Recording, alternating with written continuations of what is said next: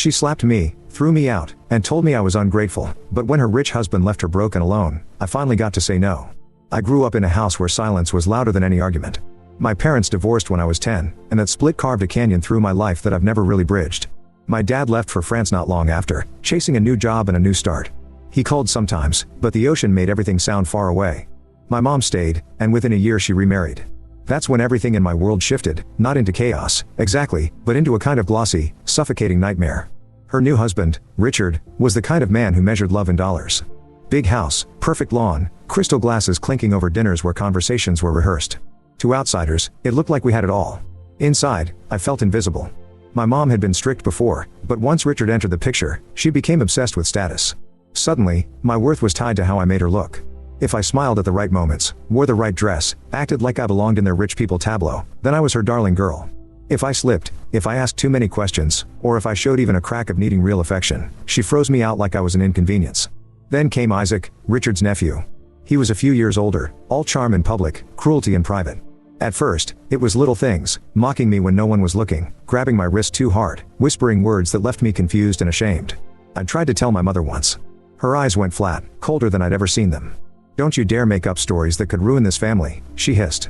That was the last time I tried to tell her anything. The abuse escalated, like it always does. Isaac knew exactly when to corner me, when Richard was away, when my mom was too distracted playing the perfect wife. The worst part wasn't just what he did. It was that my mother knew. She walked in once, saw him with his hands where they shouldn't have been, and instead of ripping him away or holding me, she just turned and walked out. That moment is burned into me, her silence, her choice to protect her marriage instead of me. One night, when I was 16, I finally snapped. I threatened to tell Richard, to tell anyone who would listen. That was the night my mother slapped me across the face so hard I tasted blood. "Ungrateful girl," she spat. "You don't understand what he's done for us. Do you want to ruin everything?" She locked me in my room until the swelling on my cheek went down. By the time she let me out, the decision had been made. I wasn't her daughter anymore. I was a liability. A month later, she threw me out. Literally. My suitcase on the porch, the door locked behind me. Richard wouldn't even look at me. Isaac smirked as he walked by. And my mother, standing in the doorway, told me not to come crawling back when I realized how hard the world was without her. The world was hard, harder than I can describe. I bounced between shelters, cheap motels, and the couches of people who didn't really want me there. I worked in a greasy diner washing dishes until my fingers cracked from the soap. I went to school exhausted, sometimes hungry, sometimes not at all. But there were also small mercies. A teacher slipped me a gift card for groceries once. A coworker covered my shift so I could take the SAT. I scraped by. Somehow, I got a scholarship to a university hours away, and I left that city like it was on fire. College was my first taste of freedom, but it also cracked me open. In class I pretended to be normal, but at night I had nightmares. I couldn't trust anyone, couldn't let anyone touch me without flinching. Dating felt impossible. Therapy was expensive, but I saved tips and eventually found a counselor at the university health center who didn't charge me. For the first time, I said the words out loud, what Isaac did. How my mother watched and did nothing.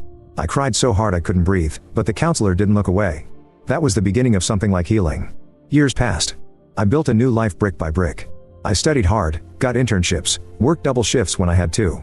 I met people who showed me kindness without strings attached, and it terrified me at first. But I learned. Slowly. And then one day, of all people, I ran into Richard's son, Daniel. My stepbrother. We hadn't spoken in years, but he recognized me instantly.